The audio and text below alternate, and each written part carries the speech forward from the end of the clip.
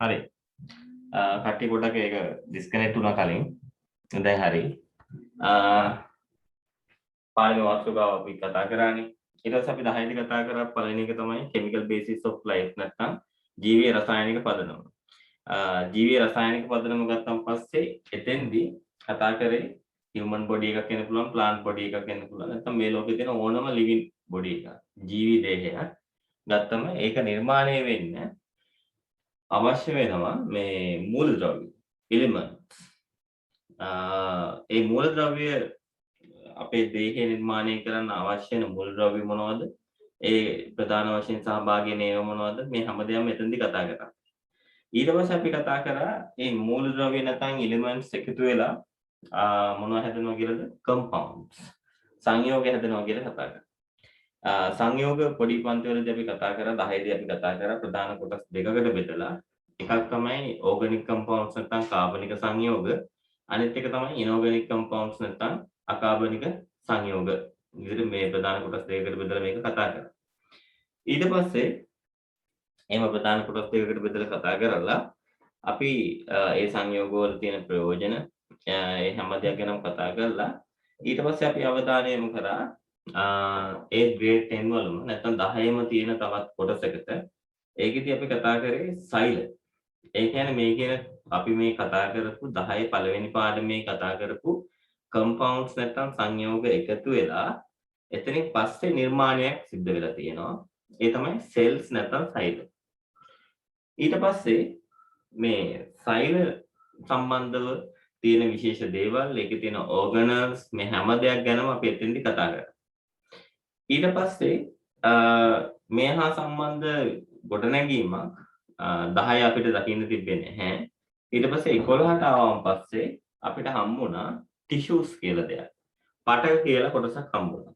tissues නැත්නම් පටක කියන කොටසේ තියෙන විශේෂත්වය තමයි එතෙන්දී cells කීපයක් නැත්නම් සෛල කීපයක් කණ්ඩායමක් විදිහට එකතු වෙලා යම්කිසි නිශ්චිත කෘත්‍යයක් නැත්නම් definite function එකක් එහෙම නැත්නම් කෘත්‍ය කීපයක් functions කීපයක් ඉටු කරන්න සූදානම් වෙලා ඉන්නේ. හරි. ඒක තමයි එතන තියෙන විශේෂත්වය. ඊට පස්සේ අපි එතනින් එහාට අවධානය යොමු කරා ඒ පාඩම අවසානයේ. දැන් ඒ පාඩම සම්බන්ධ වීඩියෝස් මම කිව්වා අන්තර්ජාලයේ YouTube channel එක හරහා ඔයාලා මගේ YouTube channel එක හරහා බලා ගන්න පුළුවන්. ඒ සඳහා අවශ්‍ය link එක මම ඉදිරියේදී WhatsApp හරහා ඔයාලට ලබා දෙනවා. එතකොට ඒ පාඩම සහ ඊට පස්සේ එන දෙවෙනි පාඩම කියන පාඩම් දෙකම ඒ ක්‍රමවේදය ඔස්සේ සම්පූර්ණ කර ගැනීම හැකියාව ඔයාලට තියෙනවා. දැන් tissues වලින් පස්සේ ඊළඟට අපි අවධානය යොමු කරපු කොටස තමයි tissues එකතු වෙලා හැදෙනව මොනවද? organs. අවයව. ඊට පස්සේ මේ organs එකතු වෙලා හැදෙනවා system එකක්. පද්ධතියක් හැදෙනවා. system එකක් එකතු වෙලා තමයි system කීපයක් එකට එකතු වෙලා තමයි හැදෙන්නේ මොකද්ද? human body එකක් හරි ඕනම living organism කෙනෙකුගේ body එකක් නැත්නම් ජීවී දේහයක් නිර්මාණය වෙන්නේ. නැත්නම් ජීවියෙක් නිර්මාණය වෙන්නේ. එතකොට දැන් අද කතා කරන්න යන පාඩම තුල තියෙනවා මොකද්ද? organs නැත්නම් අවයව කියන කොටස තියෙනවා. ඊළඟ organs කීපයක් එකතු වෙලා හැදෙන system පද්ධති පිළිබඳව තියෙනවා. අවයව කීපයක් එකතු වෙලා හැදෙන පද්ධති පිළිබඳව තියෙනවා. ඊළඟට පද්ධති නැත්නම් systems එකතු වෙලා හැදෙන living body ගැන මෙතෙන්දි කතා කරනවා. එතකොට දැන් අපි කිව්වා මේ පාඩම තුල තියෙන්නේ මොනවද? systems නැත්නම් පද්ධති එහෙම නැත්නම් organs අවයව කියන කොටස් තමයි තියෙන්නේ කියලා. මොකද ඊට කලින් තිබ්බ සංවිධාන මට්ටම් මේවට අපි කියනවා සංවිධාන මට්ටම් කියලා කියනවා. organizational level. මීට කලින් තිබ්බ සංවිධාන මට්ටම් ගැන අපි කතා කරලා තියෙනවා. ඒක මම මතක් කරලා දුන්නා දැන් ඔයාලට. හරි. ඊට පස්සේ අද අපි කතා කරනවා කියලා කිව්වේ ඔය ඕගන්ස් නැත්නම් අවයව සම්බන්ධ කොටස් ටිකයි ඒ අවයව එකතු වෙලා හැදෙන සිස්ටම්ස් ගැන නැත්නම් පද්ධති ගැන තමයි කතා කරන්න කියලා මම දැන් මතක් කරලා දුන්නා. මෙතන ඉස්සෙල්ලම අපි කතා කරන්න බලාපොරොත්තු වෙන්නේ ඩයිජෙස්ටිව් සිස්ටම් එක නැත්නම් ආහාර ජීර්ණ පද්ධතිය පිළිබඳව තමයි කතා කරන්න බලාපොරොත්තු වෙන්නේ. ඩයිජෙස්ටිව් සිස්ටම් නැත්නම් ආහාර ජීර්ණ පද්ධතිය ගැන කතා කරන්න තමයි අපි මෙතනදී ඉස්සෙල්ලම සූදානම් වෙන්නේ. මේ පද්ධතිය ගොඩක් සංකීර්ණ පද්ධතියක්. මේකේ ප්‍රධානම වශයෙන් අපේ ජීවි දේහයට අවශ්‍ය පෝෂණය නැත්නම් අපි කියනවා නියුට්‍රිෂන් එක සපුරා ගන්න තමයි උපකාරී වෙන්නේ. මම පොඩ්ඩක් ඔයාලගෙන් නැවතත් අහනවා මේ බෝඩ් එකේ ලියන අකුරු පැහැදිලිව පේනවද ඔයාලට? බෝඩ් එකේ ලියන අකුරු පැහැදිලිව පේනවද කියලා පොඩ්ඩක් මට මෙසේජ් එකක් දාලා කියන්න ඔයාලා. එතකොට මට ක්ලියර් කරගන්න පුළුවන් තත්ත්වය මොකක්ද කියලා. මොකද මට ටිකක් බොඳ වෙලා වගේ තමයි ඒක පේන්නේ. right. සමහර අයට පේනවා සමහර අයට පේන්නේ ටිකක් අවුල්. right. පොඩ්ඩක් බලමු අපි. කොහොම ඉන්න.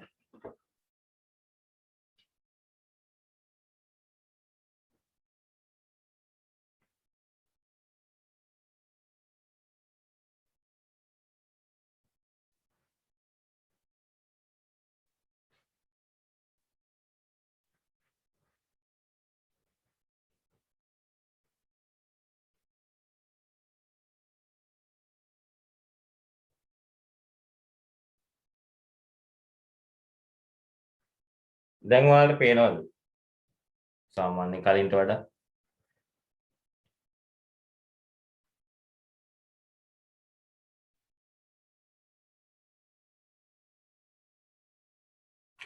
අවුල්.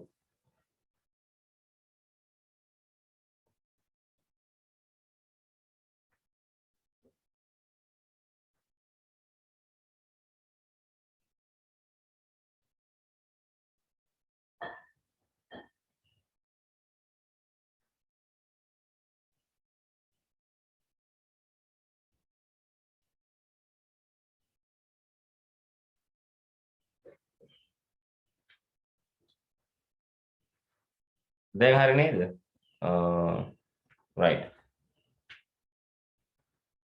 එහෙනම් මාතෘකාව තමයි ඩයිජෙස්ටිව් සිස්ටම් නැත්නම් ආහාර ජීර්ණ පද්ධතිය. අපි ඒක ගැන කතා කරමු. ඉස්සෙල්ලම මේක ගැන කතා කරන්න කලින් මේකේ අර්ථ දැක්වීම අපි කියනවා මේ ඩෙෆිනිෂන් එක ගැන කතා කරනවා. ඕනම දෙයක අපි කතා කරන දේ තමයි අර්ථ දැක්වීම නැත්නම් ඩෙෆිනිෂන් එක ගැන කතා කරන්න ඕනේ. එතකොට දැන් මෙතන මේ ආහාර ජීර්ණ පද්ධතිය නැත්නම් ඩයිජෙස්ටිව් සිස්ටම් එක ගැන අපි අන්නේ විදිහට කතා කරන්න අවශ්‍යයි. මම මූලිකව සරලව මෙයාගේ කෘත්‍යය නැත්නම් ෆන්ක්ෂන් එක මෙහෙම විස්තර කරලා දෙන්න. හරි. ඒ තමයි මෙයා කරන්නේ අපේ ඇඟට දාගන්න කොම්ප්ලෙක්ස් ෆුඩ්. එහෙම නැත්නම් අපි කියනවා සිංහලෙන් සංකීර්ණ ආහාර. සංකීර්ණ ආහාර මොකද කරන්නේ? සංකීර්ණ ආහාර කියන්නේ ප්‍රමාණයෙන් විශාල නැත්නම් අපි කියන ඔය ප්‍රෝටීන්, කාබෝහයිඩ්‍රේට් වල පොලිසැකරයිඩ් ඊට පස්සේ ලිපිඩ් වලින් හැදිච්ච ආහාර වලට අපි කියනවා කොම්ප්ලෙක්ස් ෆුඩ් නැත්නම් සංකීර්ණ ආහාර කියලා.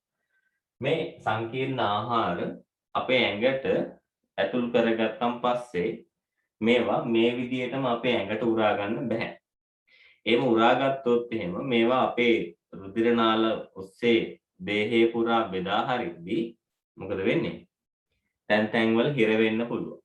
අපි කියන બ્લોක් වෙනවා කියලා. මොකද මේ සංකීර්ණ ආහාර වතුරදී වෙන්නේ නැති නිසා. complex food do not dissolve in water. වතුරදී වෙන්නේ නැති වෙනකොට මොකද වෙන්නේ? මේ රුධිරය හරහා මේක දේහේ පුරා බෙදා හැරීමේ අකාර්යක්ෂමතාවය ගොඩනගනවා.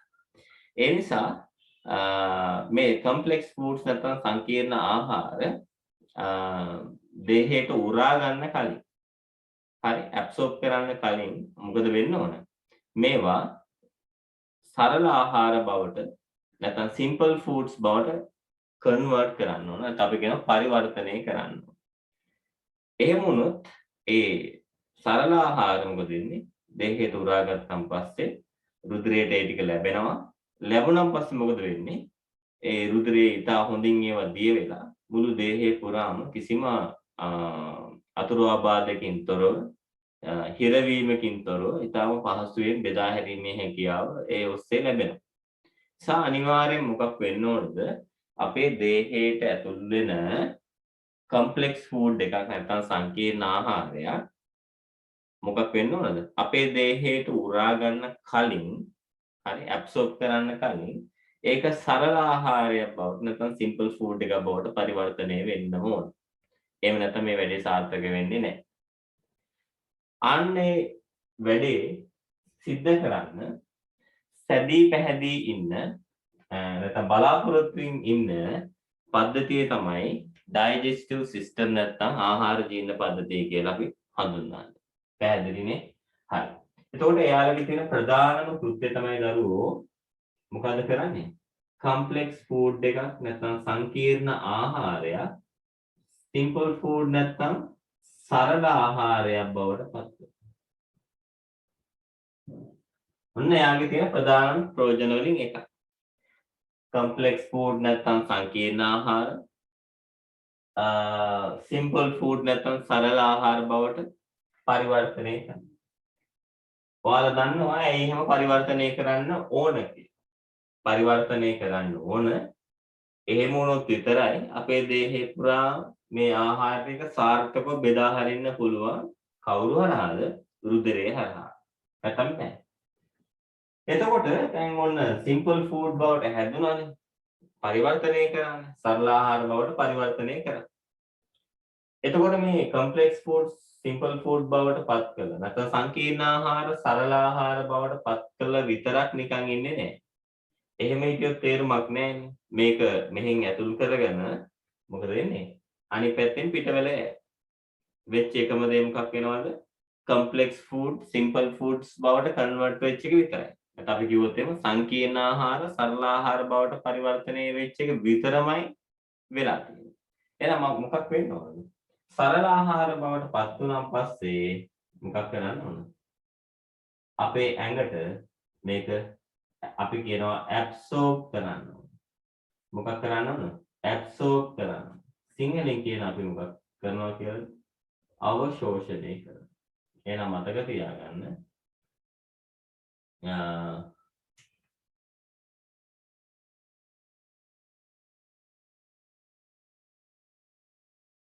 මේ මනුස්ස රූපයක් ඇන්දේ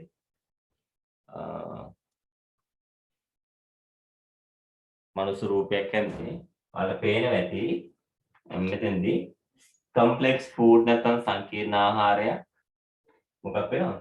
සිම්පල් ෆුඩ් නැත්නම් සරල ආහාරයක් බවට පත් කරනවා. කවුරු මගින්ද? ආහාර ජීර්ණ මද්දදිය නැත්නම් ඩයිජෙස්ටිව් සිස්ටම් එක මගින්. ඊට පස්සේ මොකද කරන්නේ? අවශෝෂණය කරගන්නවා. කොහාටද? අපේ ඇඟට. අපේ ඇඟේ කොහාටද මේක වැඩිපුර අවශෝෂණය කරගන්නේ? ඇබ්සෝබ් කරන්නේ බ්ලඩ් එකට නැත්නම් රුධිරයට තමයි වැඩේ සිද්ධ කරන්නේ. හරි. තව විනාඩි 9කින් විතර මේ මීටින් එක කැන්සල් වෙනවා. ඒ කියන්නේ ටයිම් එක ඉවර වෙනවා එතනදී. විනාඩි 40 ටයිම් ලිමිට් එකට යනවා. ඊට පස්සේ අපි ආයෙ මොකද කරන්නේ? අලුතින් මේ විදිහටම සම්බන්ධ වෙනවා. හරි. මේක ඩිස්කනෙක්ට් වෙච්ච ගමන් ඔයාලට කරන් තියෙන්නේ නැවතත් මම එවපු ලින්ක් එක හරහා මේකට සම්බන්ධ වෙන එක. ඒක ගැටලුවක් නෙවෙයි. දැන් ඔයාලා දන්නවා ඒක කරන්න ඕන විදිය. මේ තමයි අපේ පටන් ගැනීම. ටිකක් අමාරුයි වැඩේ කරගෙන යන්න. එකක් එක සද්ද තියෙනවා. පූසෝ ගෑ ගන්නවා එනවා. වලම් පෙල්ලන සද්ද එනවා. එක දේවල් එනවා. ඒක වැඩි ගණන් ගන්න නැතුව වැඩේ කරගෙන යන්න අපි උත්සාහ කරමු. දැන් ඔන්න අපි අද පාඩමට දාලා පළවෙනි සිද්ධාන්ත කොටස යම් ප්‍රමාණයකින් ඉගෙන ගත්තා. ඒ තමයි අපි ඉගෙන ගන්න යන්නේ ඩයිජෙස්ටිව් සිස්ටම් එක නැත්නම් ආහාර ජීර්ණ පද්ධතිය. එතකොට ආහාර ජීර්ණ පද්ධතිය කරන ප්‍රධානම කෘත්‍යය මෙතන පැහැදිලි කරලා දීලා තියෙනවා. complex foods නැත්නම් සංකීර්ණ ආහාර සරල ආහාර නැත්නම් simple foods බවට පත් කරන එක තමයි මේකෙදි වෙන්නේ. හරි. ඊට පස්සේ අපි මොකද කරනවද? ඒක දේහයට absorb කරගන්නව නැත්නම් අවශෝෂණය කරගන්නවා. මේක තමයි ආහාර ජීර්ණ පද්ධතියක් සතු මූලික කාර්යය. හරි main function. එතකොට අපි definition එක නැත්නම් අර්ථ දැක්වීම ගැන කතා කරන්න කලින් මෙයා මගින් ඉටු කරන සාමාන්‍ය ක්‍රියාවලි ටික දැනගෙන ඉන්න ඕන. එතකොට තමයි අර්ථ දැක්වීම ඊටාම සාර්ථකව අපිට ග්‍රහණය කරගන්න පුළුවන් වෙන්නේ. ඒ නිසා දැන් මේක ඔයාලගේ නෝට් එක ගන්න පොතේ මේක සඳහන් කරගන්න. ඊට පස්සේ සඳහන් කරලා ඉවරනම් පස්සේ ඉවරයි කියලා මට මෙසේජ් එකක් දාන්න. නෝට් එක ලියලා ඉවරයි කියලා මට මෙසේජ් එකක් දාන්න. හරි.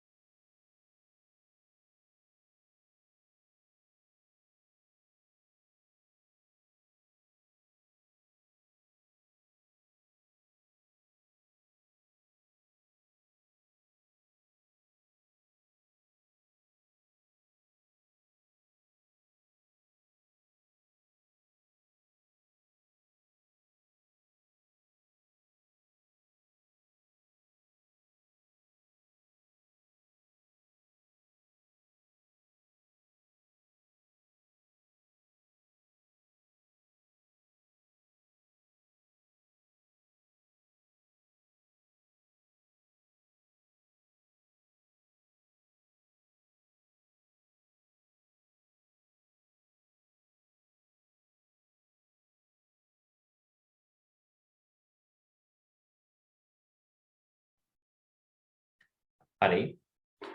වෙලාව ඇති කියලා මම හිතනවා. දැන් බලන්න definition එක නැත්නම් අර්ථ දැක්වීම ඔයාලගේ පොතේ මේ පාඩම පටන් ගන්න තැන පළවෙනි පිටුවේ සඳහන් කරලා තියෙනවා. මම ඒක කියන්නම්. ඔයාලා ඊට පස්සේ ඒක ලියන්න. The process by which the complex organic compounds සංකීර්ණ කාබනික ආහාර නැත්නම් සංයෝග are converted into හරවනවලු මොන බවද? simple organic products සරල ආහාර බවට පරිවර්තනය කරනවලු. ඊට පස්සේ මොකද කරන්නේ? ඒ බවට පරිවර්තනය කරලා ඊට පස්සේ ඒක අපේ දේහයට මොකද කරන්නේ? absorb කරගන්නවලු, අවශෝෂණය කරගන්නවා කියලා මේක සඳහන් කරලා තියෙනවා. අන්න ඒක දැන් ඔයාලා මොකද definition of digestive tract නැත්නම් system කියලා ලියලා නැත්නම් ආහාර ජීර්ණ පද්ධතියේ අර්ථ දැක්වීම කියලා ලියලා ඔන්න ඔය කියන කරුණ සඳහන් කරගන්න අවශ්‍යයි. ඒකත් ලියලා ඉවරනම මට කියන්න ඉවරයි කියලා.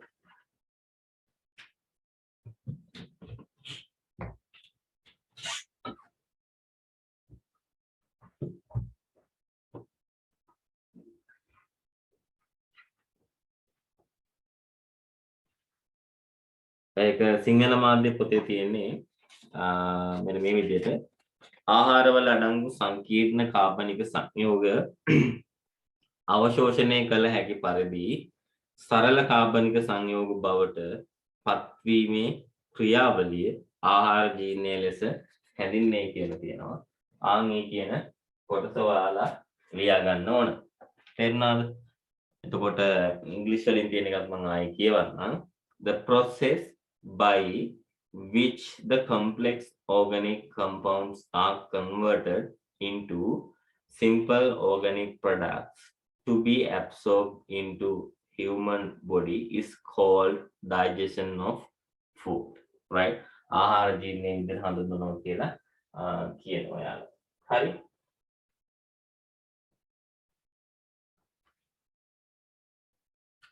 right.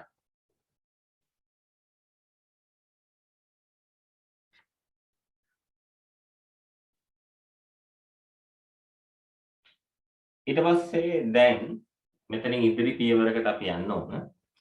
කීප දෙනෙක් ක්ලියර් ඉවරයි කියන මට පේනවා. ඒ නිසා වෙලාව ඇති කියලා හිතනවා. දැන් අපි ඊළඟ ක්‍රියාවලියට අවධානය යොමු කරමු.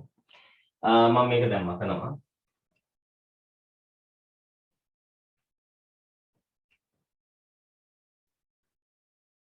හරි.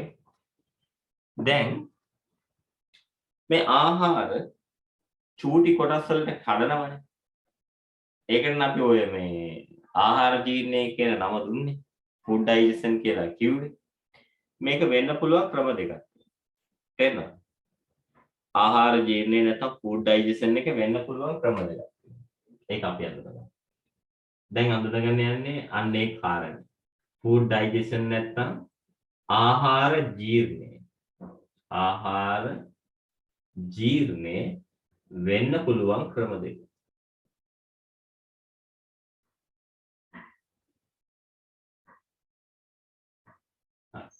ෆුඩ් ඩයිජෙෂන් නැත්නම් ආහාර ජීර්ණය වෙන්න පුළුවන් ක්‍රම දෙක ගැන තමයි කතා කරන්නේ.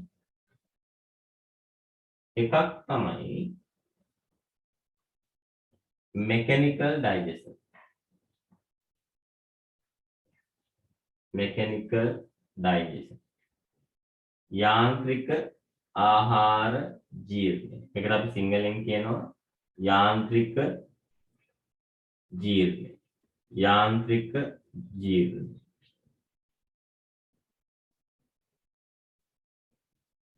ඊළඟට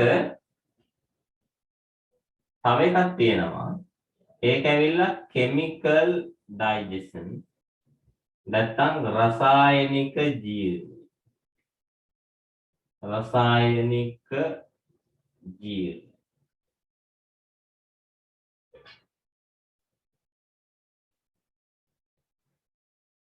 හරි. එකක් තියෙනවා mechanical digestion නැත්නම් යාන්ත්‍රික ජීර්ණය. අනිත් එක chemical digestion නැත්නම් රසායනික ජීර්ණය කියලා ප්‍රධාන වශයෙන් කොටස් දෙකක් තියෙනවා. පැහැදිලි කියලා. එතකොට mechanical digestion නැත්නම් යාන්ත්‍රික ජීර්ණය කියන්නේ තව ටික වෙලාවකින් මේක ඩිස්කනෙක්ට් වෙනවා දරුවෝ. හරි. ඊට පස්සේ අපි සාමාන්‍ය ක්‍රමවේදයට සම්බන්ධ වෙමු මේ මීටින් එකට. හරි.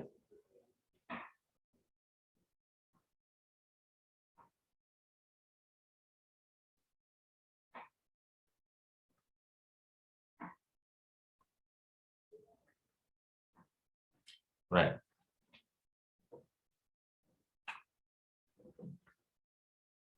මම මේක ප්‍රධාන කොටස් දෙකකට මෙහෙම බෙදලා පෙන්නන්න. හරි. ඔයාලත් මේක ලියා ගන්න. හරි. ලියා ගන්න.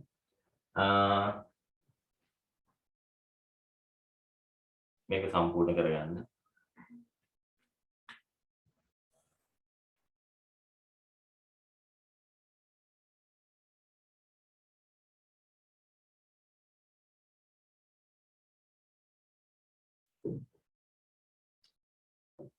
හරි. දැන් ඔයාලා සම්බන්ධ වෙන්නේ නැති.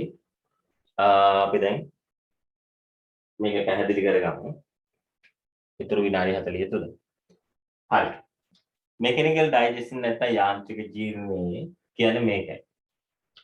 අපේ ඇඟේ තියෙන එක එක ව්‍යුහ භාවිතා කරලා ආහාරේ කපලා ඊට පස්සේ අඹරලා ඒ වගේ දේවල් කරලා තලලා මොකද කරන්නේ?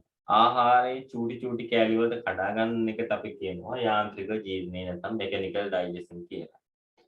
ඒ කියන්නේ අපේ ඇඟේ තියෙන ආහාර මොකක් වෙනවද? ව්‍යුහයක් ආධාරයෙන්. يعني අපි දත් කියන ව්‍යුහේ නැත්නම් teeth පාවිච්චි කරලා අපිට පුළුවන් මොකද කරන්න? ආහාරේ කපන්න පුළුවන්, ඉරන්න පුළුවන්, අඹරන්න පුළුවන්, අඹරලා කුඩා කෑලි වලට කඩන්න පුළුවන්.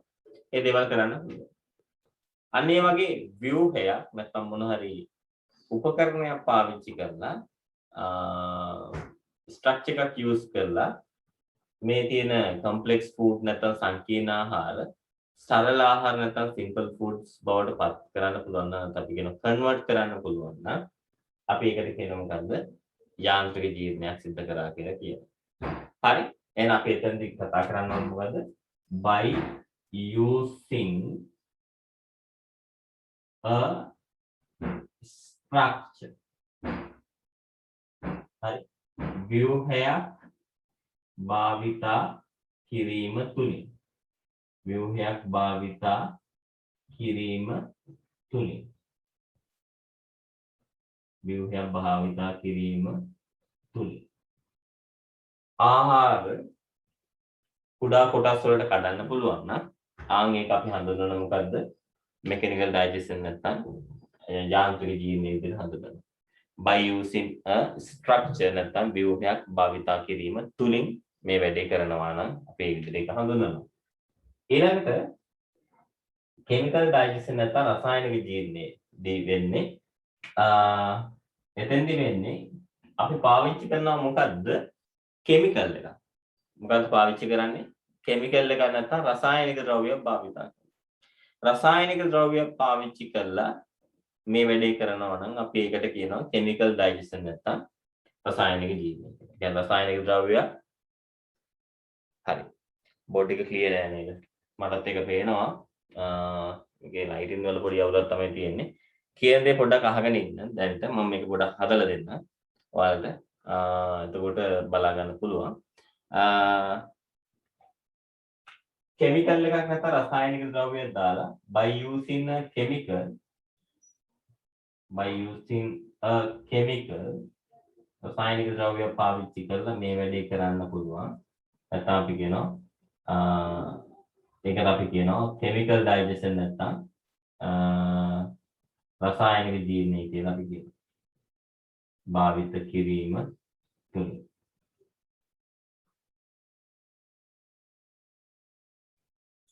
රසායනික ද්‍රව්‍ය භාවිතා කිරීම තුලින් මේ වැඩේ කරන්න පුළුවන්. අතන by using a structure නැත්නම් ව්‍යුහයක් භාවිතා කිරීම තුලින් මෙතන මොකද්ද by using a chemical නැත්නම් රසායනික ද්‍රව්‍යයක් භාවිතා කිරීම තුලින් හැබැයි දෙකේම වෙන්නේ එකම වැඩේ මොකද්ද complex food නැත්නම් සංකීර්ණ ආහාරය සරල ආහාරයක් බවට පරිවර්තනය කිරීම. දැන් ඔයාලා මේක පොඩ්ඩක් ලියා ගන්න. හරි. මම පොඩ්ඩක් මේක ඩිස්කනෙක්ට් කරලා මේකේ ලයිටින් පොඩ්ඩක් හදන්න බලන්න. එතකොට අපි try එකක් දෙමු. කලින් විදිහට වැඩේ කරගෙන යන්න. හරි. මට විනාඩි 5ක් 10ක් දෙන්න. මම දැන් මේක ඩිස්කනෙක්ට් කරන්න. ඊට පස්සේ මම ඔයාලට මේ වැඩේ පොඩ්ඩක් ක්ලියර් වගේ තේරුණාම ආයෙ ගන්නම්. ඔයාලා එතනම ඉන්න. විනාඩි 5කින් විතර සම්බන්ධ වෙන්න. හරි.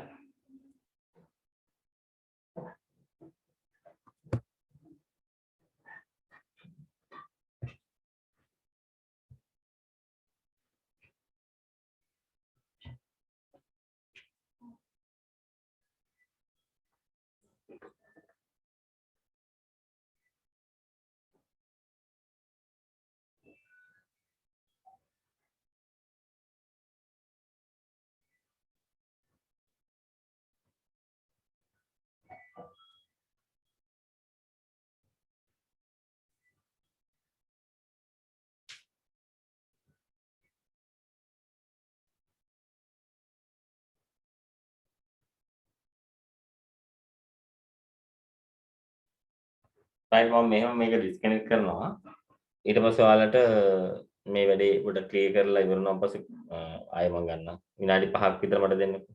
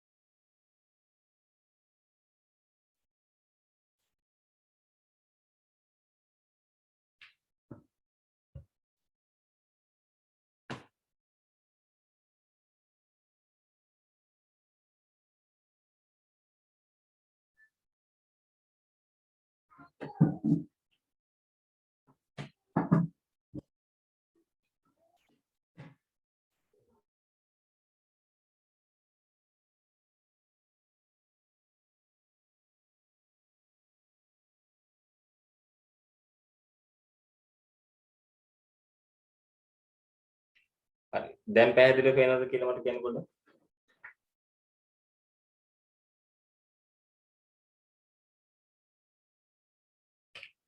ඔයාලගේ ඔන්ලයින් ඉන්න කීප දෙනෙක්ගෙන් right. හරි එහෙනම් අපි වැඩේ කරගෙන යන්න. එතකොට මෙකැනිකල් ඩයිජෙස්ට් නැත්නම් යාන්ත්‍රික ජීර්ණය කියන දේ දැන් පැහැදිලි වෙන්නේ නැති. by using a structure නැත්නම් ව්‍යුහයක් භාවිතා කිරීම තුළින් තමයි ඒක වෙන්නේ. chemical digestion නැත්නම් රසායනික ජීර්ණය ඒක වෙන්නේ by using a chemical නැත්නම් රසායනික ද්‍රව්‍ය භාවිතා කිරීම තුළින් තමයි වැඩේ වෙන්නේ. හරි. දැන් අපි මේක ලියාගෙන ඉවරද දන්නේ නැහැ ඉක්මනට ලියා ගන්න. හරි. ලියාගෙන ඉවර නම් මට කියන්න. ඊට පස්සේ මේකේ තව යටට පොඩ්ඩක් ඉඳ තියාගන්න මේකට උදාහරණ දෙන්න තියෙනවා මේ දෙපැත්තටම. right. මේවා අනික කටිය මට පොඩ්ඩක් කියන්න. හරි. සසින්දුත් හරි. හසිතත් හරි කියලා අනික කටිය පොඩ්ඩක් මට කියන්න පොඩ්ඩක්.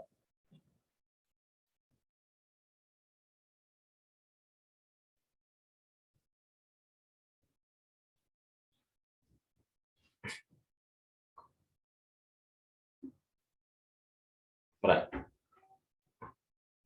හරි.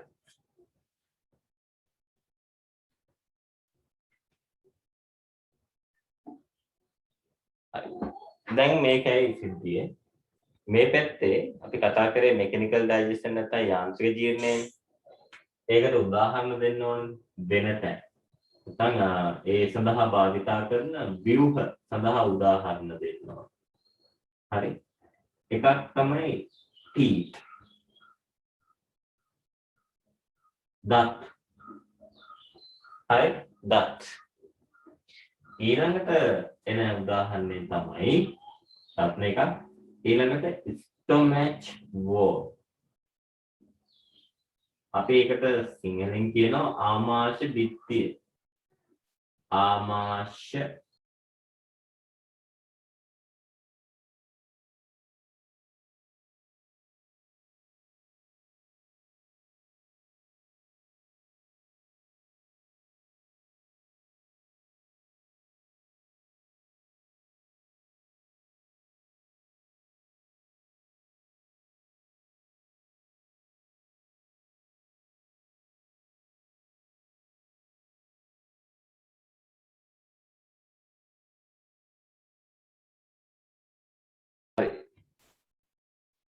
දැන් හරනේ right. බලන්න මෙන්න උදාහරණ මෙකැනිකල් ඩයිජෙස්ට් නැත්නම් යාන්ත්‍රික ජීර්ණය වෙන්න තියෙන උදාහරණ තමයි එකක් දත් teeth. ව්‍යුහ දෙකයි නැත්නම් ස්ට්‍රක්චර්ස් දෙකයි මේ සඳහා උපකාරී වෙන්නේ. එකක් teeth ඒ කියන්නේ දත් උපකාරී වෙනවා. ඊළඟට උපකාරී වෙනවා stomach wall නැත්නම් ආමාශය බිත්තියේ උපකාරී වෙනවා. ඊට පස්සේ මේ පැත්තට උදාහරණ දෙන්න ඕනනේ. මේ පැත්තට දෙන්න ඒ කියන්නේ chemical digestion කියන පැත්තට යාන්ත්‍රික ජීර්ණය කියන පැත්තට උදාහරණ දෙන්න ඕනනේ. sorry රසායනික පැත්තට. તો රසායනික ජීර්ණය සඳහා වැදගත් වෙන්නේ මම කිව්වා රසායනික ද්‍රව්‍යයක් කියලා. chemical එකක් කියලා. ඒතර මේ රසායනික ද්‍රව්‍යයට නමක් තියෙනවා. ඒ කියන්නේ උදාහරණ වර්ග ගොඩාක් තියෙනවා. නමුත් එයාලට පාවිච්චි කරන්න පුළුවන් පොදු නමක් තියෙනවා. common name එකක් තියෙනවා. මේක අපි ඉගෙන ගත්ත 10 10 ඉගෙනගෙන කතා කරලා තියෙනවා මේ කොටස. එකක් 10 පළවෙනි පාඩමේ තමයි කතා කරේ දරුවෝ අපි මේ ගැන. ඒ තමයි ඔයාලා කවුරුත් දන්න enzymes. enzyme. කවුද? enzymes නැත්නම් අපි කියන enzyme කියලා. ඔන්නෝක ගැන අපි කතා. මේ සඳහා උදාහරණ ගොඩක් දෙන්න පුළුවන්.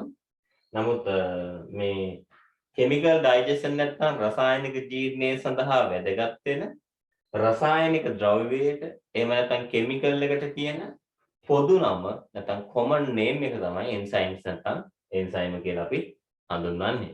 ඒතර මම මේ සඳහා උදාහරණ මේ පාඩමේ ඉදිරි කොටස් ටික කතා කරගෙන යද්දී ලබා දෙන්නම්. ඔබ මූලිකව දැනගත යුතු කාරණා ටික තමයි මේ හරහා මම දැන් මෙතනදී පැහැදිලි කරලා දුන්නේ. එහෙනම් මතක තියාගන්න අපේ ඇඟේ complex foods නැත්නම් සංකීර්ණ ආහාර සරල ආහාර බවට නැත්නම් simple foods බවට කැඩෙන්න පුළුවන් නැත්නම් කඩන්න පුළුවන් ක්‍රම දෙකක් තියෙනවා ප්‍රධාන වශයෙන්ම. එකක් තමයි මෙකැනිකල් නැත්නම් යාන්ත්‍රිකව, අනිත් එක කෙමිකල් නැත්නම් රසායනික. මේ දෙකටම කඩන්න පුළුවන්. ඒතර මෙකැනිකල් නැත්නම් යාන්ත්‍රිකව කඩද්දී ඒ සඳහා වැදගත් වෙන ව්‍යුහ දෙකක් තියෙනවා. එකක් තමයි teeth, ඒ කියන්නේ දත්. අනිත් එක තමයි stomach wall නැත්නම් ආමාශය බිත්තිය. ඊළඟට මේ පැත්තේ chemical digestion නැත්නම් රසායනික ජීර්ණය සඳහා වැදගත් වෙන chemical එක නැත්නම් රසායනික ද්‍රව්‍ය වලට කියන පොදු නම තමයි common name එක තමයි enzymes නැත්නම් enzyme කියන්නේ. එහෙනම් එයත් ඒ සඳහා උපකාරී වෙනවා කියලා ඔයාලට පැහැදිලි වෙනවා ඇති. හරි. එතකොට මේ තමයි සාමාන්‍යයෙන් අපි දැන් කතා කරපු දේවල් සඳහා අවශ්‍ය උදාහරණ ටික. මෙතනින් පස්සේ අපි ඊට ටික කතා කරගෙන යන්න ඕන. ඊට කලින් මේ රූප සටහන අඳින්න. මේ උදාහරණ ටික ලබා දෙන්න. මේක නම් ලියලා ඉවර ඇති කියලා මම හිතනවා. ඒ නිසා මම ටක් ගාලා ඊළඟ කොටසට අවධානය යොමු කරන්න. මම දැන් මේ සියලුම කොටස් ටික මකනවා. හරි. ඊට පස්සේ මම අඳින්න බලාපොරොත්තු වෙනවා මානව ආහාර ජීර්ණ පද්ධතිය. මතක තියාගන්න ඉදිරි දවස්වලදී පන්ති කරගෙන යද්දී මම ඊට වඩා ලොකු බෝඩ් එකක් එකට හයි කරනවා. ඒක පන්තියේ තියෙන්නේ මේ දවස්වල. ඒක මම ගෙනල්ලා හයි කරලා ඊට වඩා ඊට පහසුකම් ඇතුව මේක වෙනස් කරන්න ඕන. ඒ ටික කරන්න දැනට මේ බෝඩ් එකෙන් සැනහෙන්න. හරි. මෙන්න සිද්ධිය. මේකේ බෝඩ් එකේ චූටි හින්දා මට අඳින්න වෙන්නේ ටිකක් අපහසුතාවයන් මැද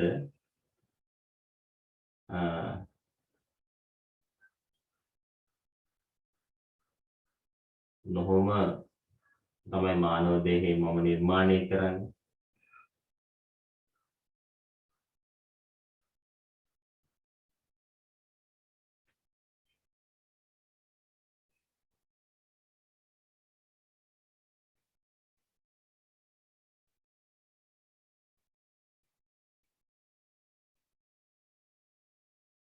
right? තාම අවලස්සන ගතියක් පේනවා කරන්න දෙයක් නැහැ. හරි. වැඩේ වෙන්න නෙවෙයි. රූප සටහනෙන් බැලුවම පස්සේ මේ තාම කැතයි කියලා තේරෙනවා. කරන්න දෙයක් නැහැ. ඇන්දා.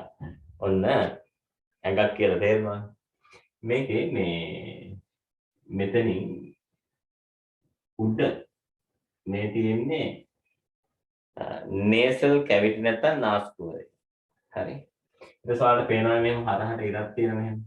ඕකේ යට තියෙනවා මෙහෙම දත් teeth. හරි. දත් තියෙනවා. ඊළඟට මේ අපිට දත් තියෙනවා උඩ යට දෙකේම. මොකම තියෙනවා. හරි. ඊට පස්සේ මේකේ තියෙන තව දිවත්. දිවත් තියෙනවා. හරි. තව ටිකක් තියෙනවා.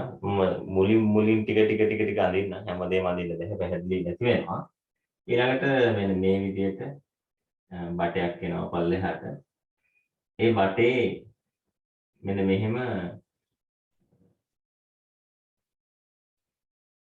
බටයක් තියෙනවා. ඊට මෙහා පැත්තෙන් තව බටයක් තියෙනවා. හරි. මම මේක ගොඩාක් පල්ලෙහාට අඳින්නේ නැහැ. ඔතන නතර කරන්න. එතන මේ බටේ ගාව තියෙන මෙහෙම හරහට දොර වගේ එකක්. හරි. පේනව නේද ඔයාලට ඒක? හරි. ඔන්න ඔහොම එකක් තියෙනවා.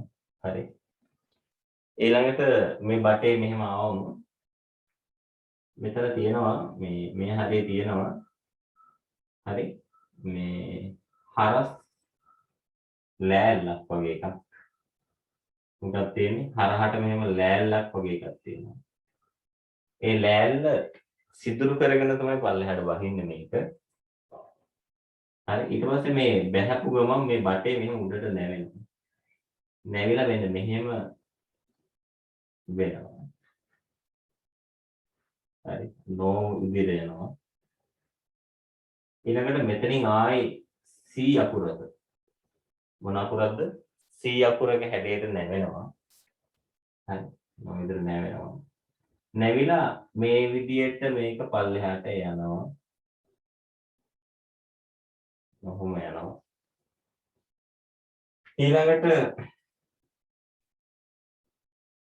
එහෙනම් පොඩි මේ පිම්බිච්ච තැනක් තියෙනවා. අර පොඩි කූරක් වගේ එකකුත් තියෙනවා. පස්සේ මම කියන්නම් ඒකේ නම. ඔන්න ඔහොම එකක් යනවා. මේ විදිහට. ගිහිල්ලා ඒක මේ ආමාශයට යටින් එන්නේ. තේරෙනවනේ? ආමාශයට යටින් ඇවිල්ලා මෙතනින් පල්ලෙහාට මෙහෙම හැරෙනවා. හැරිලා ඔහොම පල්ලෙහාට එනවා. අනිත් පැත්තෙන්. පල්ලෙහාට ඇවිල්ලා මේක ටිකක් ඇඟේ මැදට වෙන්න මෙහෙම යනවා. හරි. ගිහිල්ලා මෙන්න මෙහෙම එකක් හදනවා. පොඩ්ඩක් මෙහෙම පටු වෙලා හරි. ඇකිලිලා වගේ. එතන පොඩි දොරක් වගේ තියෙනවා. ඕන වෙලාවට විතරක් අරින්න. පොඩි මෙහෙම දොරක් තියෙනවා. හරි. ඊට පස්සේ තව දොරක් පල්ලෙහෙන් තියෙනවා. හරි. ඒක ටික තමයි තියෙන්නේ. මෙතන සාමාන්‍ය view එක. හරි. මේ තමයි මේ digestive system එකටම අයිති ටික. ආහාර ජීන පද්ධතියට අයිතිම ටික තමයි මේ තියෙන්නේ. එයා ගාව. මෙයාට ඊට පස්සේ මේ ගමන යද්දි මගින් සම්බන්ධ වෙන සමාජිකයෝ ටිකකුත් ඉන්නවා. මම එයාලා දැන් මන් දින්නේ නැහැ. ඊළඟ රූප සටහනේදී එයාලා ඇඳලා පෙන්නන්න. මම දැන් මෙතන ඉන්න මේ ඇඳපු සමාජිකයෝ ටික නැත්නම් digestive system එකටම අයිති සමාජිකයෝ ටික නම් කරන්න. මෙන්න මෙතන ඔයාලට මතක ඇති මම කිව්වා මේ උඩ දත් ටිකට උඩින් තියෙන ඒ කුහරයට කියනවා කියලා කිව්වා nasal cavity නැත්නම් නාස් කුහරය කියනවා කියලා කිව්වා. පැහැදිලිනේ? හරි. ඊට පස්සේ ඊට යටින් තියෙන මේකට කියනවා කියලා කිව්වේ නම කිව්වේ නැහැ මම. මෙන්න මේ කියන කුහරයට දත් දිව මේ හැමදේම තියෙන මේ කුහරයට කියනවා නම.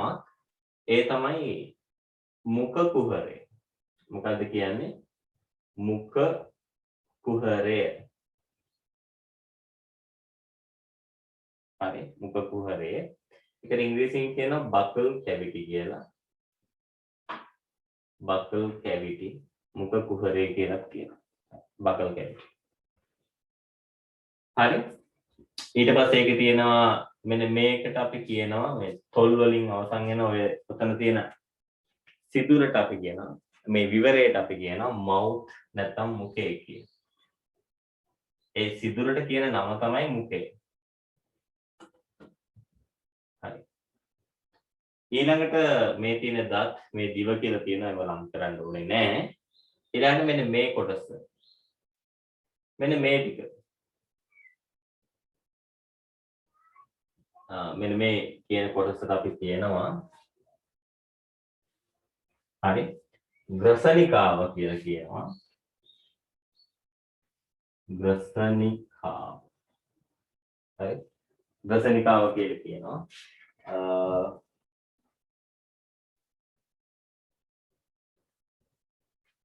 pharynx ඉංග්‍රීසියෙන් අපි ඒකට කියන්නේ pharynx කියලා.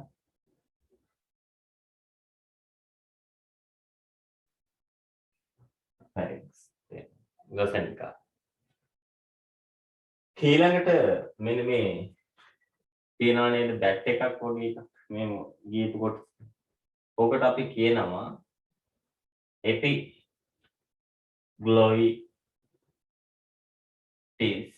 නැත්නම් අපිජීවහිකාව. අපිජීවහිකාව මේ බටේට අපි කියනවා esophagus නැත්නම් අපි කියනවා අන්තසෝත්‍රය. පොතේ තියෙනවා ID එක ගන්න හරි අන්ත සූත්‍රය. ඊළඟට මෙන්න මේ කොටස. මේකට අපි කියනවා ස්ටොමැෂ් නැත්නම් ආමාශය කියලා. ආමාශය. ඊළඟට මෙන්න මේ කියන කොටසට අපි කියනවා small intestine නැත්නම් කුඩාන්ත්‍රය. කුඩාන්ත්‍රය කියලා අපි එකට කියනවා. කුඩාන්ත්‍රය. ශුද්‍රාන්ත්‍රය කියලා කියනවා. කුඩාන්ත්‍රය. ඊළඟට මෙන්න මේ කියන කොටසට අපි කියනවා. අරක කුඩාන්ත්‍රය මේක ඇවිල්ලා මහාන්ත්‍රය බවට පත් වෙනවා. මහාන්ත්‍රය. large intestine. මහාන්ත්‍රය. right? මේ තමයි මේ digestive system එක නැත්නම් ආහාර ජීර්ණ පද්ධතියටම අයිති කොටස. ඒකේ අර මෙතන සිදුරට අපි කියනවා බකල් කැවිටි මේ සිදුරට කියනවා මේ ඇතුළේ තියෙන කුහරයට කියනවා මුඛ කුහරය නැත්නම් බකල් කැවිටි කියලා. ඒ කුහරයට ඇතුල් වෙන දොර එළියෙන් ඇතුල් වෙන දොරට අපි කියනවා මවුත් නැත්නම් මුඛය කියලා කියනවා. ඊට පස්සේ ඒක ඇතුළේ තියෙන කොටස් ටික මම කිව්වා ඔයාලා දන්නවා ලියන්න ඕනේ නැහැ කියලා. මෙතන තියෙනවා පොඩි මේ නෙරීමක්. ඒකට අපි කියනවා කියලා කිව්වා එපිග්ලොයිටිස් නැත්නම් අපි ජීවිකාව. මෙන්න මේ කියන කොටස. දැන් මේ නාහෙන් හුස්ම ගත්තත් වෙන්නේ මෙතන. කටින් කෑම ගත්තත් වෙන්නේ මෙතන. ආන් ඔය කියන කොටසට අපි කියනවා ෆැරින්ක්ස් නැත්නම් ග්‍රසනිකාව. එතනින් පස්සේ යනවා මෙන්න මේ දිග බටයක්. සාමාන්‍ය මේක සෙන්ටිමීටර් 15ක් විතර දිගයි. මේකට අපි කියනවා ඉසොෆේගස් නැත්නම් අන්තසෝත්‍රය. කටින් එන කෑම ටික මෙන්න මෙතනට ගෙනත් දෙන්නේ. මෙන්න මේ මල්ලට ගෙනත් දෙන වැදගත් වෙන පුද්ගලයා තමයි එයා. ඒ මල්ල මෙයාට අපි කියනවා ආහාර ජීර්ණ පද්ධතියේ තියෙන පළල්ම ස්ථානය. වයිඩ් ඒරියා එක. පළල්ම ස්ථානය. කියන්නේ පළල වැඩි. එතකොට ඒ වගේම මේකේ හැඩය ගත්තොත් එහෙම J ඉංග්‍රීසි හෝඩියේ J අකුරේ හැඩය තියෙනවා කියලා කියනවා. J අකුරේ හැඩය තියෙනවා. සාමාන්‍යයෙන් මෙතෙන්ට කෑම ඇවිල්ලා මේක ඇතුලේ කෑම පැය 3ක් විතර ගබඩා වෙලා තියෙනවා. ඔයාලා කන කෑම පැය 3ක් විතර මේකේ ගබඩා කරලා තියෙනවා. තෙල් බහුල කෑමක් කෑවොත් ඒ කියන්නේ තෙල් ආශ්‍රිත ලිපිඩ ආශ්‍රිත ලිපිඩ බහුල කෑමක් කෑවොත් එහෙම පැය 3ට වඩා වැඩි කාලයක් පැය 4ක් 5ක් වගේ තියෙන්න පුළුවන්ලු. හරි ඊට පස්සේ පටන් ගන්නවා මොකද්ද ස්මෝල් ඉන්ටෙස්ටයින් නැත්නම් කුඩාන්ත්‍රය පටන් ගන්නවා. එතනින් පස්සේ ඔයාලට පේනවා මේ පැත්තේ තියෙන මොකද්ද ලාර්ජ් ඉන්ටෙස්ටයින් නැත්නම් මහාන්ත්‍රය දකින්න තියෙනවා. මෙතන තියෙන කොටස් ටික මට අඳින්න බැරුණා. මෙතන මේ කියන කොටසට අපි කියන්නේ ඒනස් ගුදය. හරි මේ ටික මම පස්සේ නම් කරන්නම්. මේ ටික පොඩ්ඩක් ඇඳගෙන නම් කරගන්න දැන් ඔයාලා. ඉවර වෙලා මට කියන්න ඇඳලා ඉවරයි කියලා. ඊට පස්සේ අපි මේ වෙන වෙනම මෙයාලා ගැන විස්තර කතා කරමු.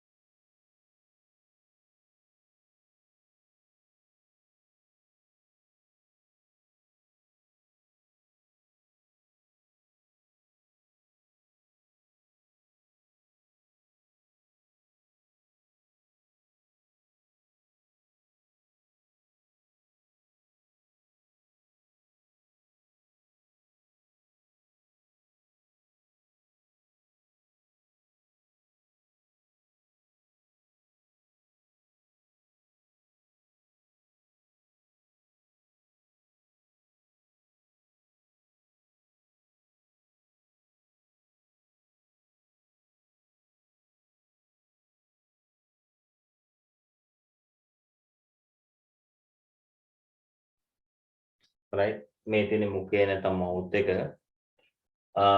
ඊට පස්සේ එතනින් පටන් ගන්නවා ඕරල් කැවිටි එක නැත්නම් මුඛ කුහරේ පටන් ගන්නවා ඊට පස්සේ ඔයාලට පේනවා මෙතන තියෙන ව්‍යුහේ ඒකට අපි කියනවා එපිග්ලොයිටිස් නැත්නම් අපි ජීවිකාව කියලා කියනවා ඊට පස්සේ පල්ලෙහා තියෙනවා අන්තසෝත්‍රය නැත්නම් ඉසොෆේගස් එක තියෙනවා ඊළඟට ස්ටොමච් නැත්නම් ආමාශය තියෙනවා ඊළඟට ස්මෝල් ඉන්ටෙස්ටයින් නැත්නම් කුඩාන්ත්‍රය තියෙනවා ඊළඟට ලාර්ජ් ඉන්ටෙස්ටයින් නැත්නම් මහාන්ත්‍රය තියෙනවා ඔයාලට පේනවා මේ සියල්ලම නම් කරලා තියෙනවා දැන්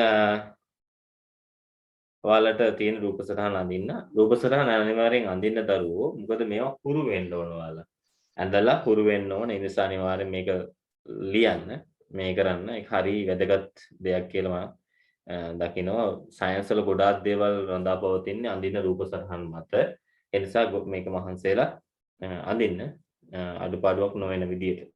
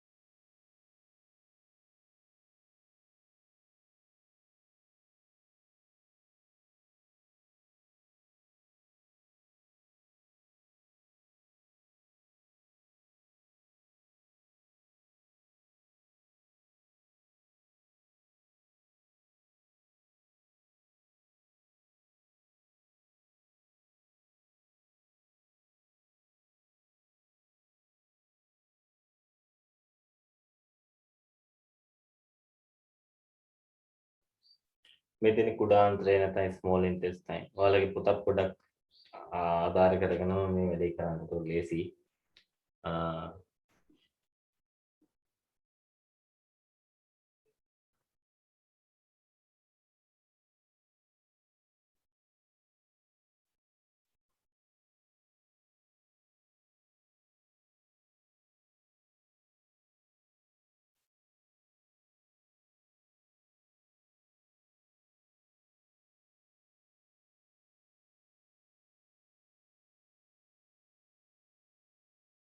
ඇඳලා උරුණා මෙසේජ් එකක් දාන්න ඇඳලා ඉවරයි කියලා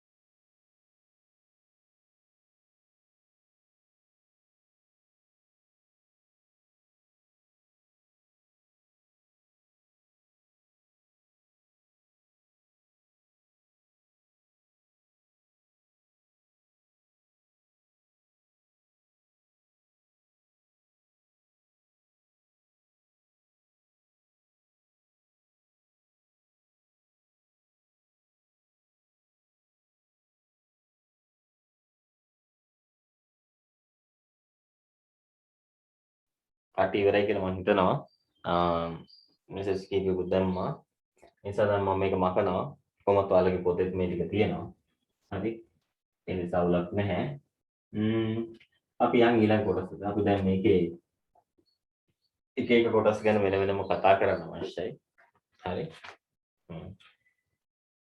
මෙන්න අපි දැන් ඉස්සෙල්ලම කතා කරමු මෙන්න මේ කියන කොටස ගැන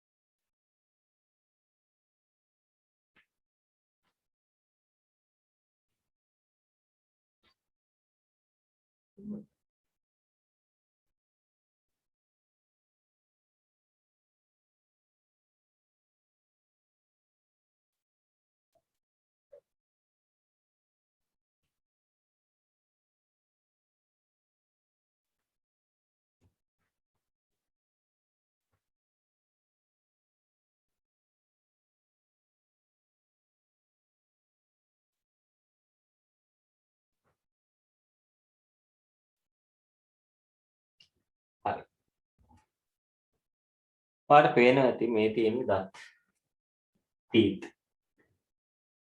ඒක සෞඛ්‍යවලදී මම හිතන්නේ හෙල්ත් කරනවා නම් ඔයාලා දන්නවා. මේවා නම් කරලා දෙනවා. ඉස්සර සයන්ස් වල තිබ්බ මේක නම් කරන්න. දත් වර්ග සහ ඒවයි තියෙන ප්‍රයෝජන කතා කරන් තිබ්බා. දැන් ඒක මම හිතන්නේ හෙල්ත් වලට නැත්නම් සෞඛ්‍යයට ලබා දීලා තියෙනවා. ඊළඟට මෙන්න මේ කොටස මේක මම කිව්වා බාහිරයට විවෘත වෙන සිදුරනේ. හරි බාහිරයට විවෘත වෙන සිදුර.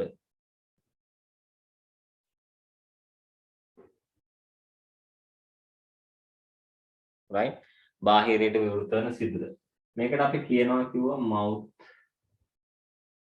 නැත්නම් මුඛේ.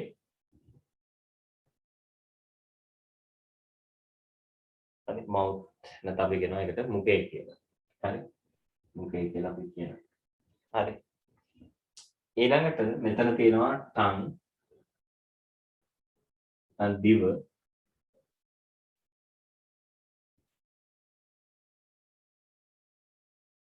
දිව තියෙනවා.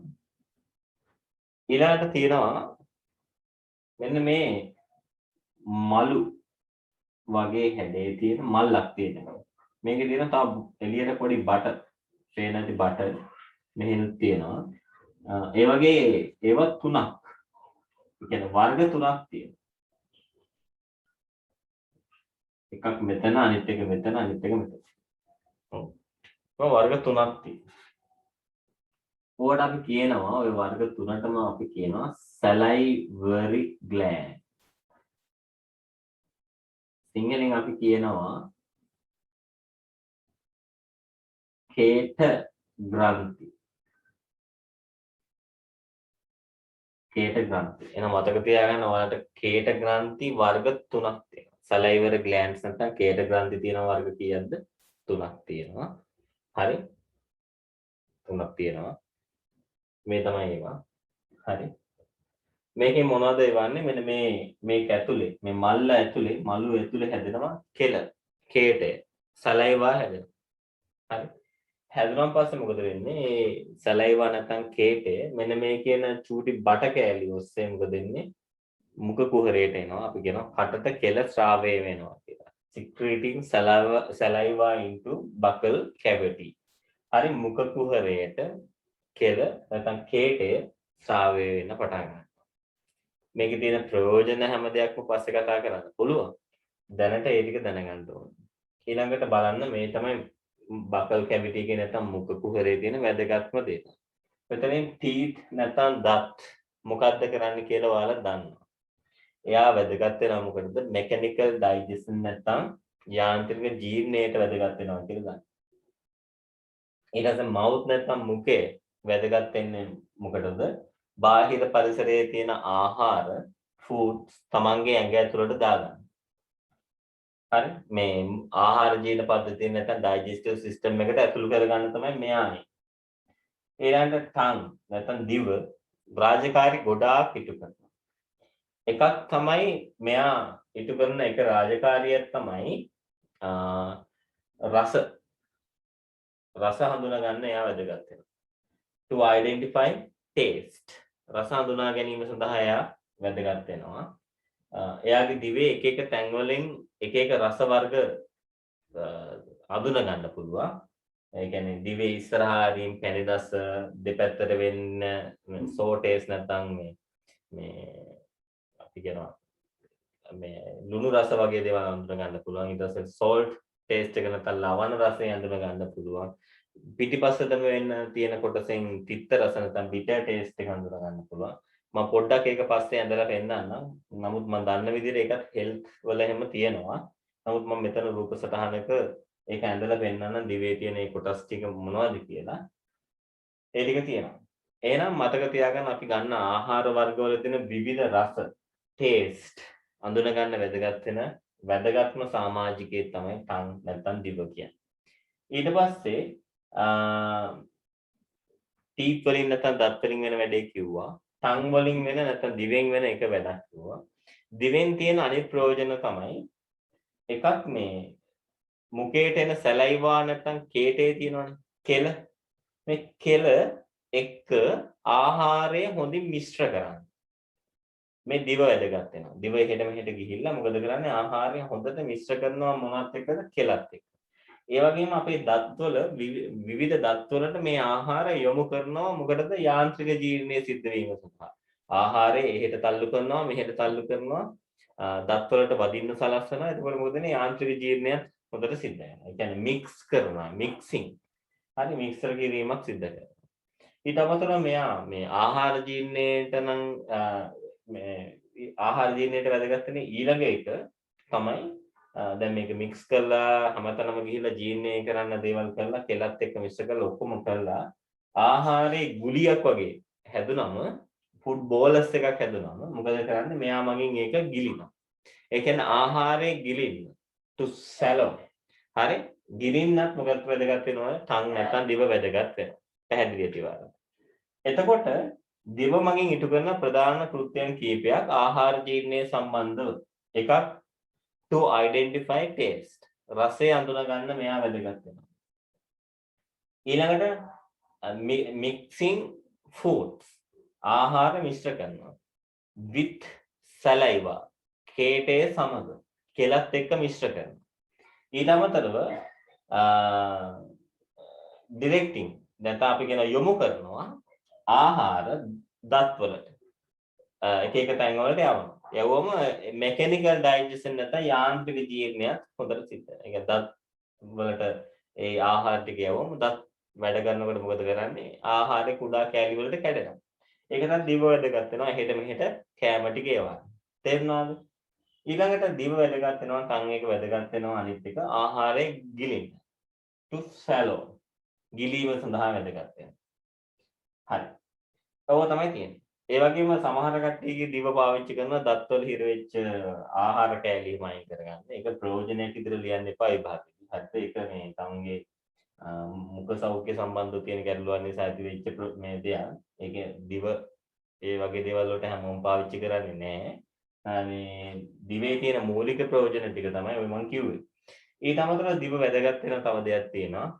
ඒක ආහාර ජීර්ණය සම්බන්ධ දෙයක් නෙවෙයි. ෆුඩ් ඩයිජෙෂන් එක සම්බන්ධ දෙයක් නෙවෙයි. ඒක වැදගත් වෙන්නේ අපේ කතනයට.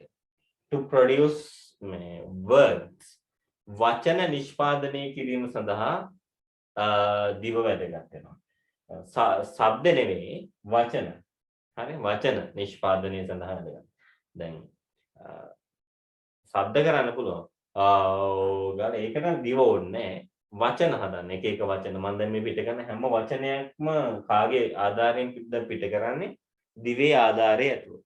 ඒ නිසා ඒ වගේ දේවල් මෙතනදී ගොඩාක් දිව මගින් ඉට කරනවා. ඊට පස්සේ දැන් ඔයාලට පේනවා ඇති මම කතා කරා මවුත් නැත්නම් මුඛයෙන් වෙන වැඩේ, ටීත් නැත්නම් දත් වලින් වෙන වැඩේ කතා කරා, දිවෙන් වෙන වැඩ ගොඩක් ගැන කතා කරා. ඊළඟට මේ සැලයිවරි ග්ලෑන්ඩ්ස් නැත්නම් කේට ග්‍රන්ථි වලින් වෙන වැඩේ මොකද්ද කියලා මම කිව්වොත් එහෙම ඒක අමාරු දෙයක් නෙමෙයි. සැලයිවරි ග්ලෑන්ඩ්ස් නැත්නම් කේට ග්‍රන්ථි වලින් කරන එකම දේ කේටය නිපදවීම producing saliva. නිපදවල මොකද කරන්නේ? storing saliva. తాවකාලිකව ඒව ගබඩා කරලා තියාගන්නවා. ඊට පස්සේ මොකද කරන්නේ? releasing saliva. කේටේ නිදහස් කිරීම. වැඩ තුනයි. producing saliva, කේටේ නිෂ්පාදනය කිරීම, storing saliva, කේටේ ගබඩා කිරීම, අවශ්‍ය වෙලාවදී ගන්න කේටේ ගබඩා කරනවා. ඊළඟට releasing saliva. මොනවාද? කේටේ ශ්‍රාවය කරනවා මුඛ කුහරයට අවශ්‍ය වෙලාවදී. ඔය කියන ප්‍රධාන කොටස් තුන එයාගේ ඉටු වෙනවා. ඊට පස්සේ එයා නිෂ්පාදනය කරන සැලයිවා නැත්නම් කේටේ තියෙන ප්‍රයෝජන මොනවද කියලා මම පස්සේ කියලා දෙනවා. දැන් කියලා දෙන්නේ නැහැ. හරි. මේ තමයි මේකේ ඉන්න සමාජිකයන්ගේ තියෙන ප්‍රධාන ප්‍රයෝජන ටික. පැහැදිලි? මේක තමයි යාගේ තියෙන ප්‍රධාන ප්‍රයෝජන ටික. මේ ටික ඉතින් ඔයාලා දැනගන්න ඕන. හරි. පුළුවන් නම් කටුවට මේ රූප සටහන ඇඳගන්න. ඇඳගෙන මට ටක් ගාලා වැඩ ඉවරයි කියලා මෙසේජ් එකක් දාන්න.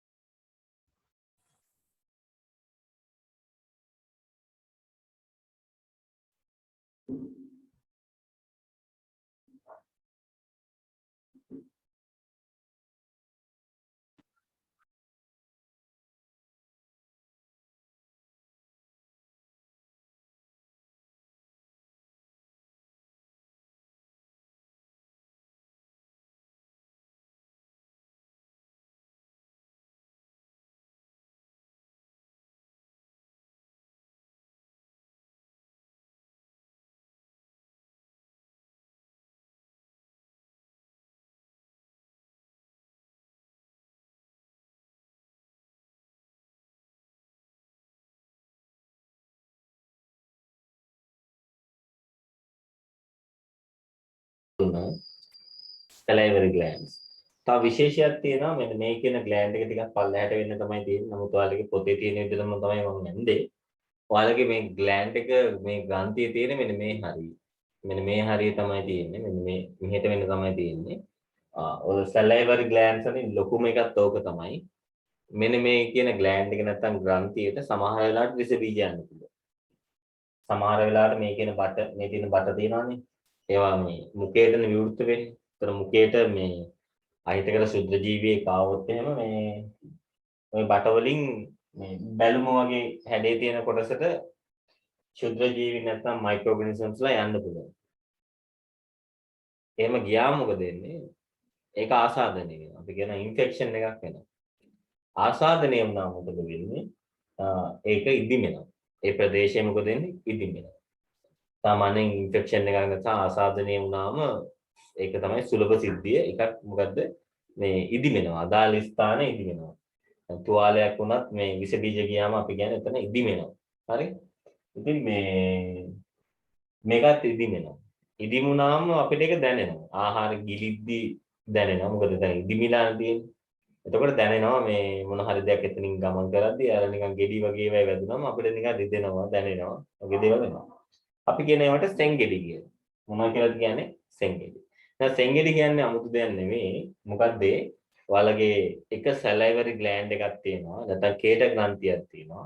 ඒ කේට ග්‍රන්ථියට විස බීජ ගියාම බැක්ටීරියා වෙන්න පුළුවන්, වෛරස් වෙන්න පුළුවන්. විස බීජ ගියාම ඒ අදාළ ග්‍රන්ථිය ඉදිමෙනවා. ඒ ඉදිමුණාන් පස්සේ අපි ඒවා හඳුනන මොන විදිහටද? සෙන්ගෙඩි විදියට හඳුනනවා. ඊට පස්සේ අපි ලුණු වතුරෙන් උගුර එහෙම හොදනවා. ඒ උගුර හොදන්නේ ඒ salivary gland එක හරියේ තියෙන මේ විස බීජ ටික ලුණු වතුරෙන් විනාශ කරන්න පුළුවන් කියලා හිතන නිසා. මොකද ලුණු වතුර කියන්නේ විස බීජ නාශකයක්. එහෙනම් ලුණු වතුර දාලා ඒ ටික මොකද කරන්නේ අපි විස බීජ විනාශ කරලා ඒ gland එක නැත්නම් ග්‍රන්ථියේ ඉදිමිලා තියෙන තත්ත්වයෙන් මුදවලා සාමාන්‍ය තත්ත්වයට ගේන්න අපි උත්සාහ කරන අවස්ථා තියෙනවා. right. මේ ග්‍රන්ථිය තමයි මේ වැඩේට සහභාගී වෙන්නේ. ඔයාලා ඇන්ටලි ඉවරද?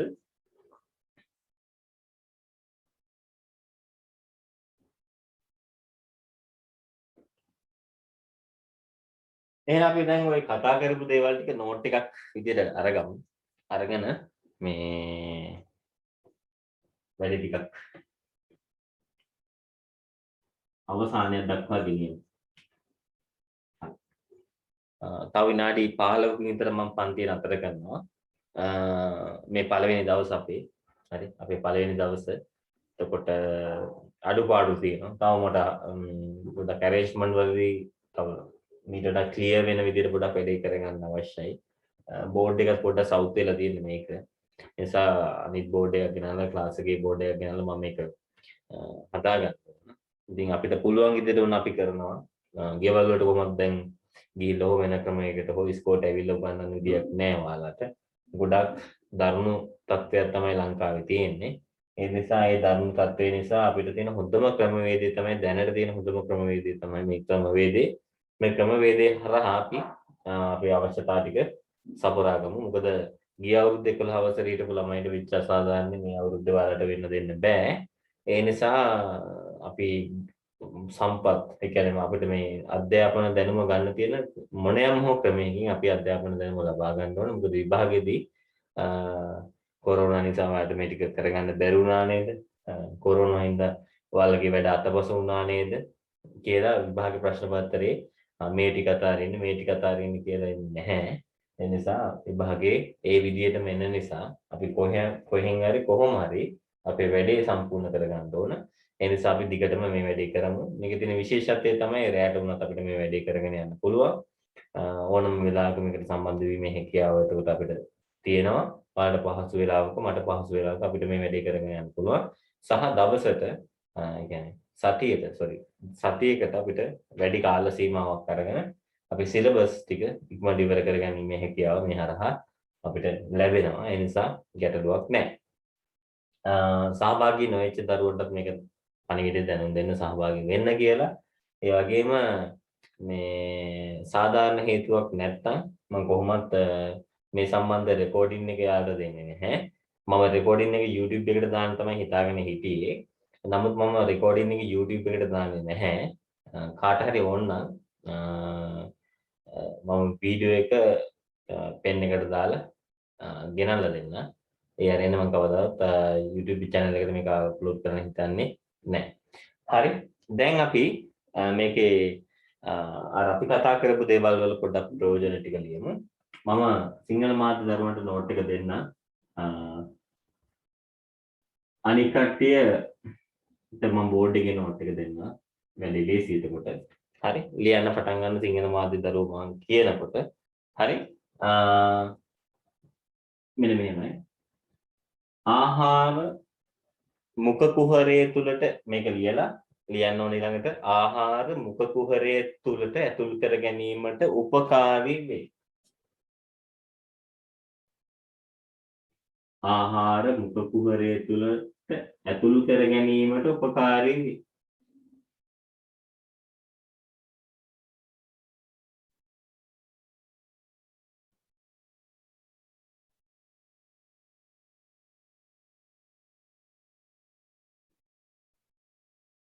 ආහාර මුඛ කුහරය තුලට ඇතුල් කර ගැනීමට උපකාරී වේ.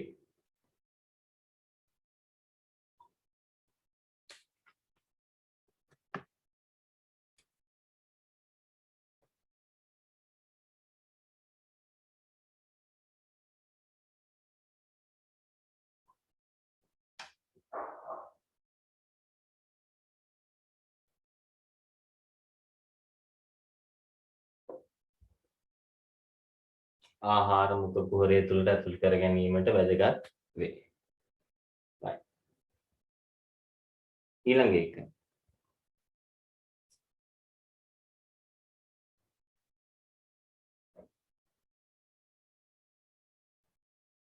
අපි කතා කරමු දත් ගැන. teeth. දත්. හරි. දත් ගැන කතා කරමු.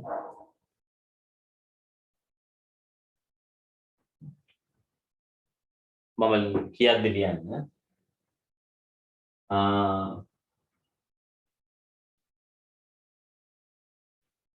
යාන්ත්‍රික ජීර්ණයේ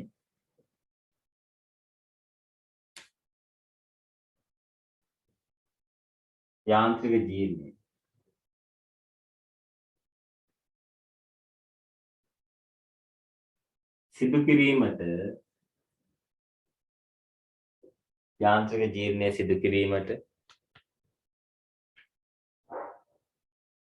උදව් කරනු ලබයි. යාන්ත්‍රික ජීර්ණය සිදු කිරීමට උපකාරී වනු ලැබේ නැත්නම් උදව් කරනු ලැබේ. helps to perform mechanical digestion. යා වර්ග එක කරන්න උදව් වෙනවා.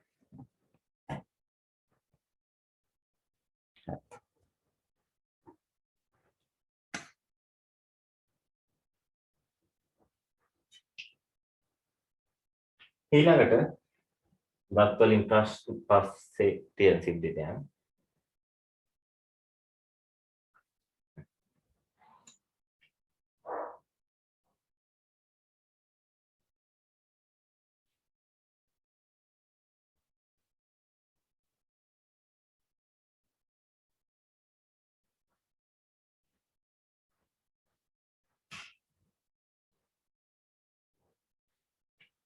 ඊළඟ දිව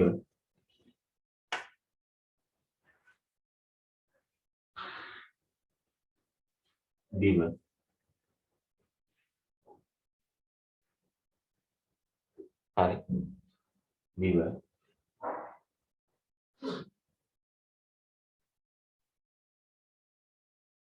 රස හඳුනා ගැනීමට වැදගත් වේ.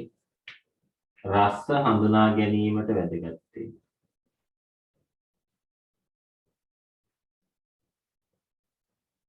රස හඳුනා ගැනීමට වැදගත් වේ. මේ දිවන දිව එළියට දැම්මම වගේ පේන්නේ. හරි. මේ හරියෙන් අපිට sweet අපි කියන පැණි රස sweet taste නැත්නම් පැණි රස දැනෙනවා ඉස්සරහින්. මේ හරියෙන් අපිට දැනෙනවා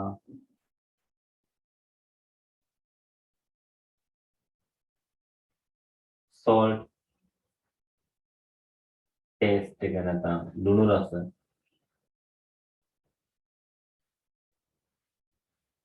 මෙන්න මේ හරියෙන් අපිට දැනෙනවා sour taste නැත්නම් අඹුල් රස. අඹුල් රස.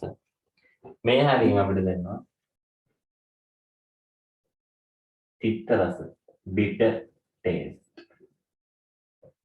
එන රස හඳුනා ගැනීමට වැදගත් වේ කියලා ලියුවා.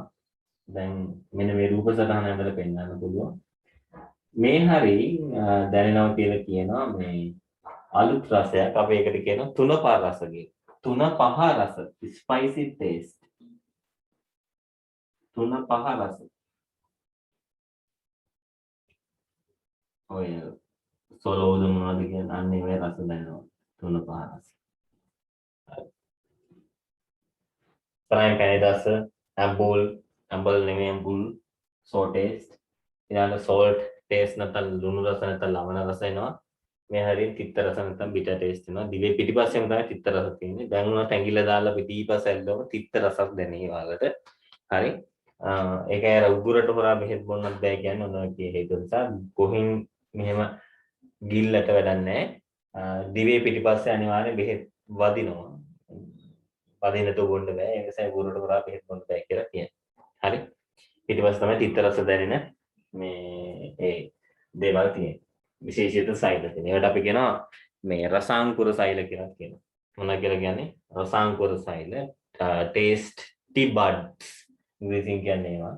tasty buds නැත්නම් රසාංකුර සෛල කියලා අපි ඒකට කියනවා. හරි.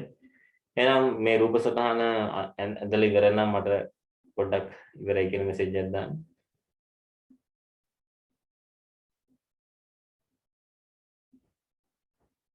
All right.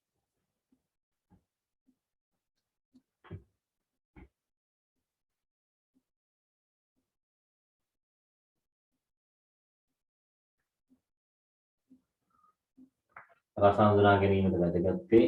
ඔන්න රූප සටහන හරි. මේ ඊළඟ සිද්ධිය. හරි.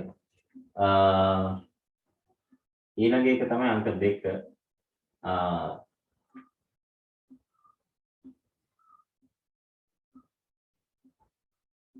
helps to mix foods with saliva. Sinhala මාධ්‍ය දරුවෝ කියන්න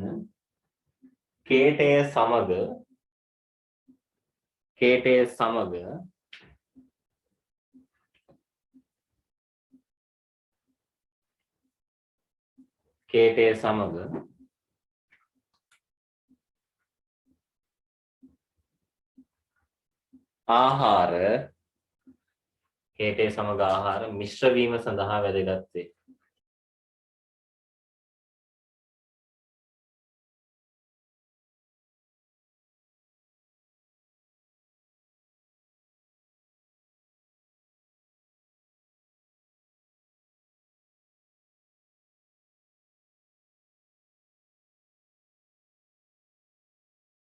right කේටය සමග ආහාර මිශ්‍ර වීම සඳහා වැදගත් වේ.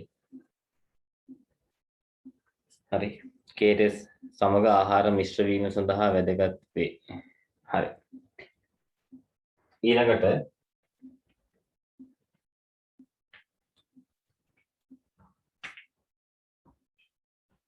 අංක 3 ආහාර ගිලීම සඳහා උපකාරී වේ. ආහාර ගිලීම සඳහා උපකාරී වේ.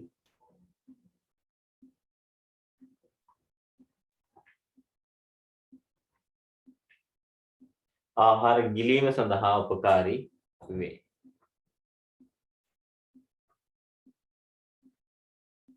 ආහාර ගිලීම සඳහා උපකාරී වේ. helps to swallow foods. ආහාර ගිලීම සඳහා උපකාරී වේ.